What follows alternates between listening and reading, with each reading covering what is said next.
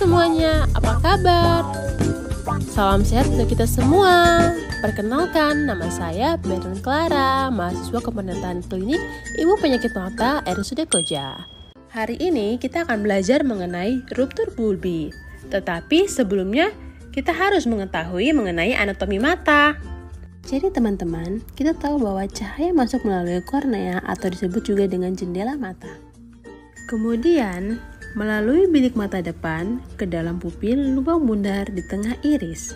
Iris merupakan selaput datar berbentuk cincin berwarna di belakang kornea. Mata dapat melebar atau menyempit untuk memantulkan seberapa banyak cahaya yang masuk, dan lensa akan menggerakkan cahaya melalui rongga bening yang disebut vitreus dan memfokuskannya pada retina. Retina kemudian mengubah energi cahaya menjadi impuls listrik dan meneruskannya melalui nervus opticus yang disebut juga dengan saraf kranial kedua. Impuls ini kemudian berjalan melalui saraf optik ke dalam korteks visual primer yang terletak di bagian paling posterior lobus occipital. Walaupun terdengar seperti proses yang panjang, tetapi hanya memakan waktu sekitar 13 milidetik. Nah, apa itu ruptur bulbi? Ruptur bulbi adalah kondisi di mana adanya robekan atau pecahnya lapisan luar mata yang biasa disebut dengan sklera. Penyebab ruptur bulbi yang pertama, cedera tumpul pada kecelakaan kendaraan bermotor, olahraga, atau trauma lainnya. Yang kedua, penetrasi atau perforasi bulbi akibat luka tembak, luka tusuk, kecelakaan tempat kerja, dan kecelakaan lainnya yang melibatkan proyektil atau benda tajam. Bagaimana sih bisa terjadinya ruptur bulbi?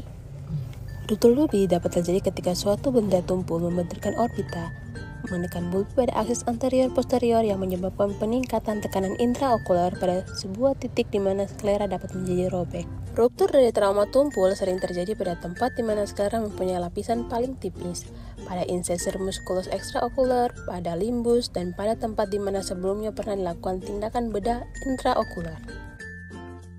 Benda tajam atau benda tertentu yang membenturkan bulbi dengan kecepatan tinggi dapat langsung membuat perforasi bulbi. Benda asing berukuran kecil dapat menembus bulbi dan tertinggal di dalam bulbi.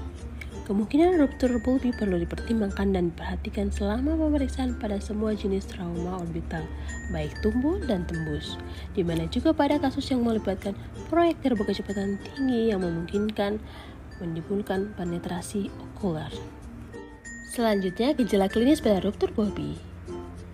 Kita lihat, yang pertama ada nyeri pada bagian mata, penglihatan kabur atau buram, perdarahan dalam mata, mata terlihat berubah bentuk atau menonjol, dan keluarnya cairan atau vitreus dari mata.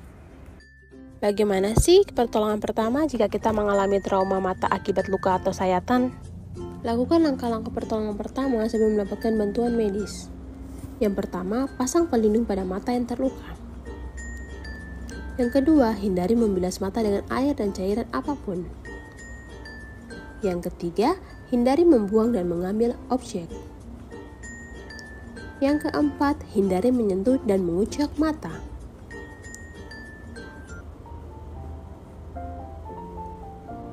Dan yang terakhir, hindari mengonsumsi obat yang meningkatkan resiko perdarahan. Terima kasih, thanks for watching.